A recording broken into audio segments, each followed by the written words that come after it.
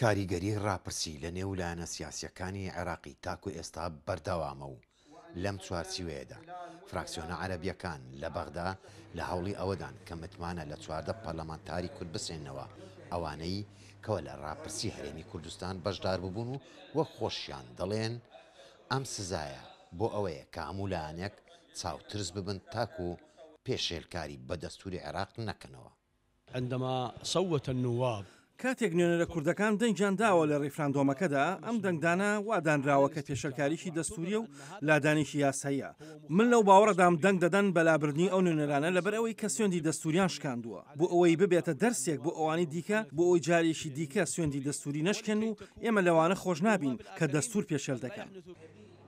یەک لەو ئەندامانەی کە ناوی لە لیستی سزایەکە هاتبوو ڕادەگەینێ کە ئەمە کارێکی نادەستوریە و لایەنە سیاسەکان لە ڕێگای سزادان دانەوێ کورد چاوترس بکەن بۆ ئەوەی باسی مافی خۆیان نەکەن. ئەوان ئەوەندەی مەبەستیان چاوترساندنی هەموو نوێنەرانی خەڵکی کوردستانە ئەوەندە مەبەستیان ئەوە نیە تەنیا چەند پەرلەمانتارێک سزا بدەن.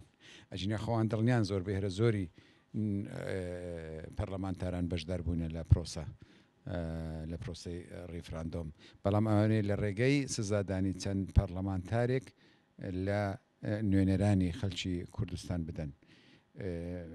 تەنانەت دانە دەنجیش ناتوانن بیدەنە دەنگ چکە ئەندامی پەرلەمان ئازادە هیچ دەسەڵاتێکی بەسەرەوە نییە و ناتوانن ئەوان ئەندامێتی لە هیچ کەسێک بستێنەوە.